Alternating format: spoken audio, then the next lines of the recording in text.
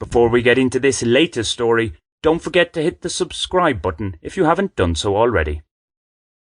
Dawn of the Downsizers. You don't know how easy you have it. In my day, life was far worse. This is one of the standard ripostes from older folk when they hear youngsters complaining about how bad their current situation is. While this digital age has its unique challenges, things were far tougher in the past, so it goes anyway. This, though, depends on how one defines what tough is.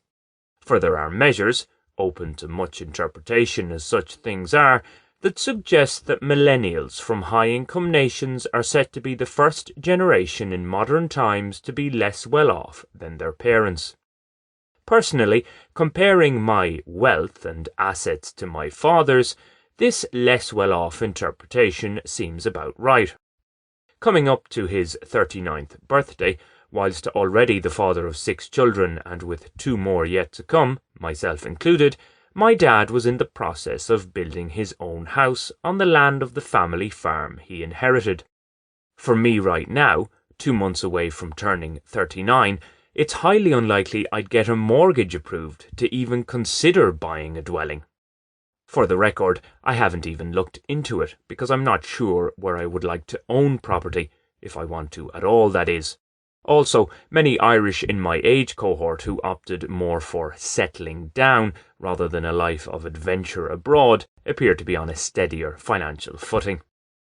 Of course, comparing generations, particularly those born in the late stages of the technological revolution and into our current digital age, is fraught with complications due to the rapid rate of change in almost all aspects of life. The household my father was born into in 1943 was rather different from the one I came into just 42 years later.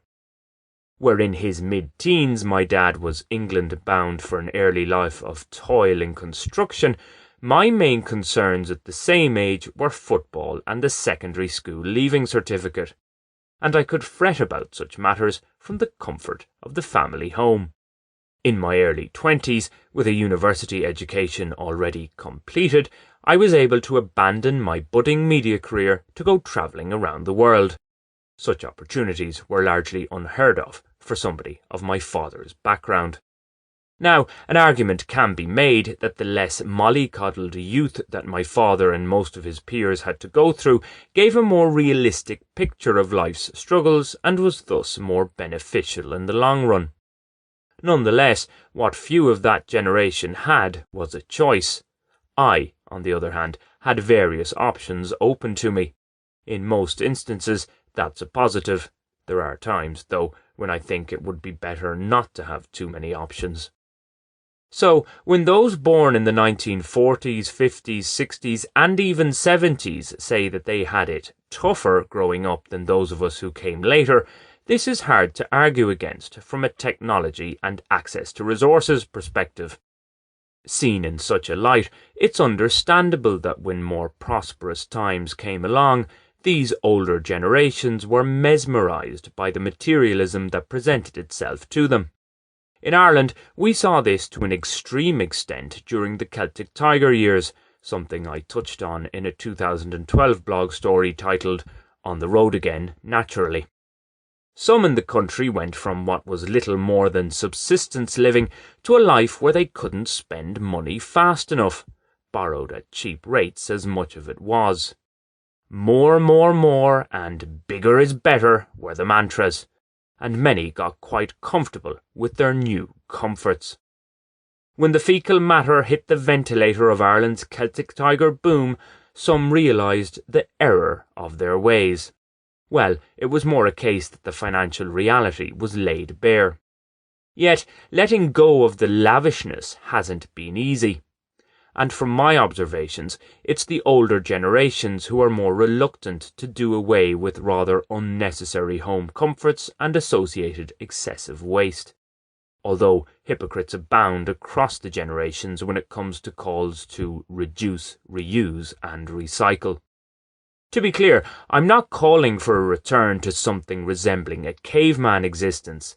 What I am saying is that many in the comfortable classes could downsize in a host of areas and not really suffer from it. In fact, doing without certain mod cons might actually improve our quality of life and reduce our carbon footprints. For example, referring to Ireland and similar countries here, rather than crank up the heating in wintertime, there is evidence that suggests having a naturally cooler house may have health benefits.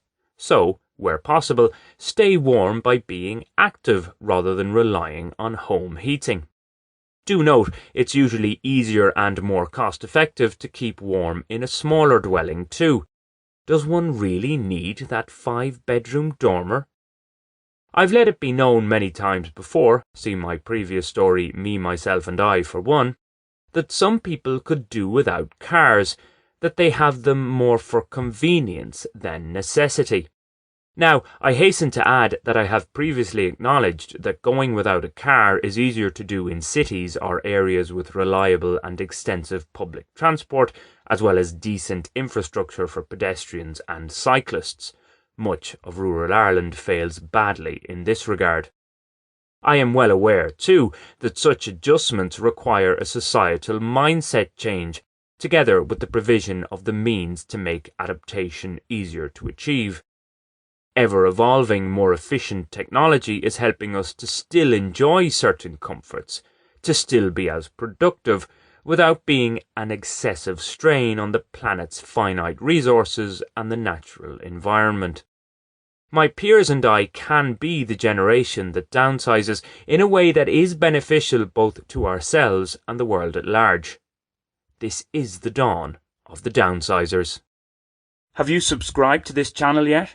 If not, why not do so right now? It's free and only takes a second. Thanks!